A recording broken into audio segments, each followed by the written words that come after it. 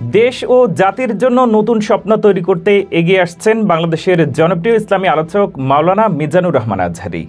একটি বড় প্রজেক্ট ঘোষণা করেছেন তিনি, যেটির নাম দেওয়া হয়েছে প্রজেক্ট আলফা, যার মাধ্যমে গতানুগতিক ধারার বাইরে গিয়ে একটি নতুন ধারার শিক্ষা প্রতিষ্ঠান গড়ে তোলার পরিকল্পনার কথা জানিয়েছেন আজহারী। মাওলানার এই পদক্ষেপ নতুন বাংলাদেশের জন্য এক ইতিবাচক পরিবর্তন হতে চলেছে বলে ধারণা করছেন সংশ্লিষ্টরা।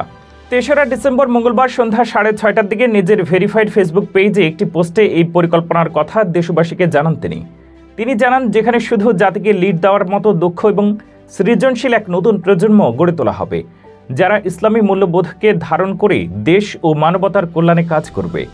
ফেসবুক পোস্টে তিনি লিখেছেন, আমরা চাই জনকল্যাণমূলক কাজের পাশাপাশি গতানুগতিক ধারার বাইরে একটা গ্রাউন্ড ব্রেকিং শিক্ষা প্রতিষ্ঠান গড়ে তুলতে, যেখান থেকে জাতিকে লিড দেওয়ার মতো দক্ষ ও সৃজনশীল এক নতুন প্রজন্ম আত্মপ্রকাশ করবে। ইসলামী মূল্যবোধকে ধারণ করে যারা দেশ ও মানবতার কল্যাণে কাজ করবে। নিজের স্বপ্নের কথা জানিয়ে তিনি লিখেছেন, জাতির জন্য একটি স্বপ্ন বোনা হচ্ছে। এই স্বপ্নের কথা দেশে এসে আপনাদের সঙ্গে শেয়ার করেছিলাম কিছুদিন আগে।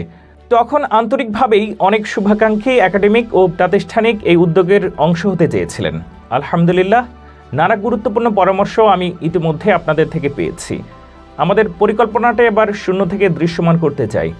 মাওলানা আজহারী লিখেছেন, আমরা চাই জনকল্যাণমূলক কাজের পাশাপাশি গতানুগতিক ধারার বাইরে একটা গ্রাউন্ড ব্রেকিং শিক্ষা প্রতিষ্ঠান গড়ে তুলতে, যেখান থেকে জাতিকে লিড দেওয়ার মতো দক্ষ ও সৃজনশীল এক নতুন প্রজন্ম আত্মপ্রকাশ করবে, ইসলামী মূল্যবোধকে ধারণ করে যারা দেশ ও মানবতার কল্যাণে কাজ করবে।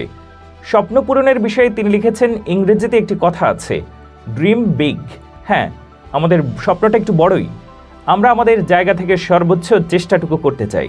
পূর্ণতা দেওয়ার মালিক মহান আল্লাহ তাআলা। আমরা শুধু প্ল্যান মাফিক প্রতিটা ডট কানেক্ট করে একটা লাইন তৈরি করতে চাই। স্বপ্ন পূরণের পথে যার কোনো একটা ডট হতে পারেন আপনিও। প্রতিষ্ঠানের চূড়ান্ত নাম প্রসঙ্গে তিনি লিখেছেন, আমাদের এই পরিকল্পনাকে প্রাথমিকভাবে প্রজেক্ট আলফা হিসেবে অ্যাড্রেস করে একটা কোর টিম গঠন করতে চাই। এই বিষয়ে চূড়ান্ত নাম পরবর্তীতে জানানো হবে বলে জানান তিনি।